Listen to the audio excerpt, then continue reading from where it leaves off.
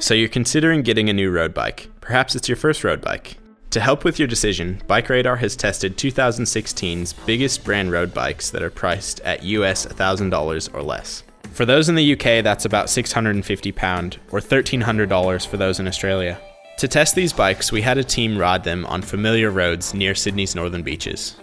The 6 bikes we back-to-back tested are the Trek 1.2, Giant Defy 3, Specialized Allez E5 Sport, Cannondale CAD807, Merida Ride 200, and the Focus Cayo AL Sora. When it comes to buying your first road bike, there are 3 important aspects to consider: fit, feel, and finish. Your local bike shop should help you get the right size bike.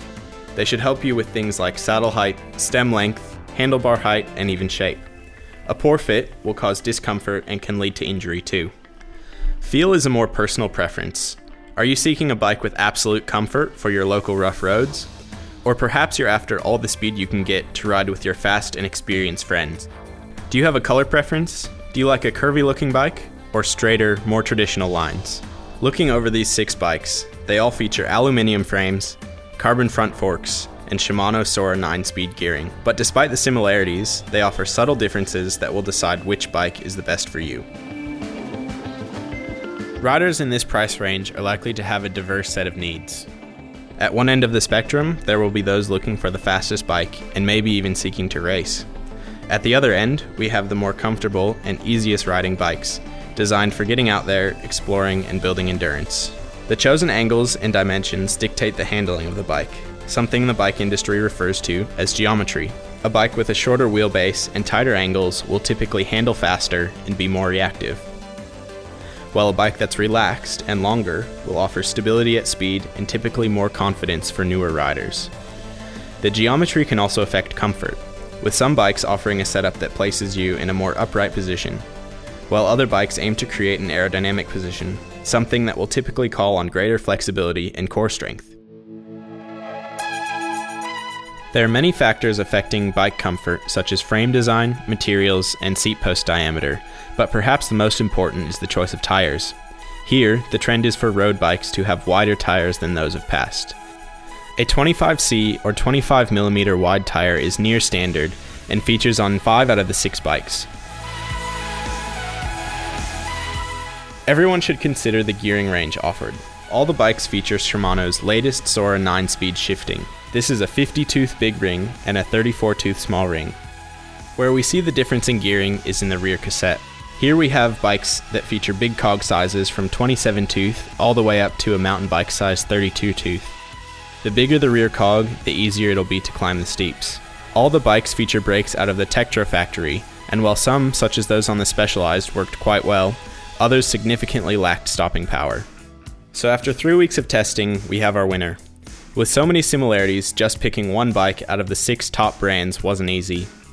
In the end, it was the well-rounded capabilities of the 2016 Specialized Allez E5 Sport that took the win.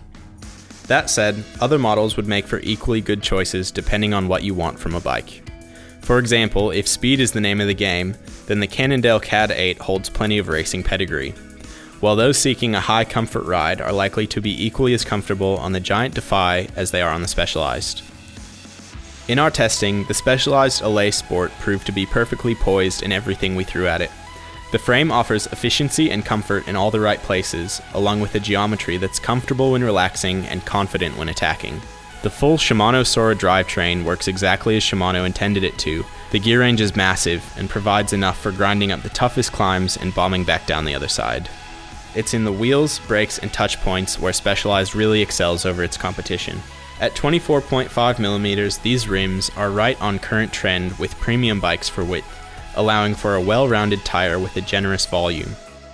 This ballooned the 25C tires out to an actual 28mm width, something that was immediately noticeable in the generally smooth ride quality and confident traction provided by the Allez. While they may be from the same manufacturer as all the other bikes used, the brakes on the Allez stopped with more control. Perhaps it's the wider rims or maybe a stiffer caliper. As for touch points, the ergonomic handlebar is a treat and provides a more comfortable hold under the palms. Add in that Specialized is a major player in aftermarket saddles, and it's no surprise the nicely padded toupee was well received. Closely following the Specialized, but held back by its componentry, is the 2016 Cannondale CAD807. The Cannondale CAD series is a true icon in aluminium road bikes. Like the Specialized, we immediately felt confident on the CAD8 and would be happy taking it out on regular group rides. That said, the brakes lack confidence, the gearing range is limited, and the price is at the upper end of those we tested. When it came to comfort, the Specialized was closely matched by the Giant Defy 3. The Giant's frame is wild in design, with a top tube that's probably 4 times wider than it is thick. Such tube shapes allow the brand to tune a certain amount of vertical flex for comfort, while keeping the frame torsionally stiff for pedaling efficiency. That said, Giant's frame doesn't jump forward in a sprint with the same urgency as the Cannondale. Perhaps proving just how much a difference wheels can make, we put the wheels from the Specialized onto the Giant, and it immediately ran away with being the most comfortable bike on test. Those wheels are 5mm wider at the rim, and it makes all the difference to how the bike rolls over rough roads and grips in fast corners. However, such an upgrade would usually cost a few hundred, which is a fair chunk of the bike's price. That leaves us with Trek, Focus, and Merida. Despite not scoring top marks, all 3 are worthy of consideration. For example, the Merida Ride 200 is by far the most upright on test and will suit those without speed pursuits that are more interested in easing back and neck pain. The Focus Cayo AL Sora is perhaps the fastest bike on test, but its stiffer ride quality and rattly internal cabling keeps it off the podium. And then, the Trek 1.2 had us expecting more. The frame is quality, as are the wheels, but meager brakes and a poor choice of tires gave a sketchy ride.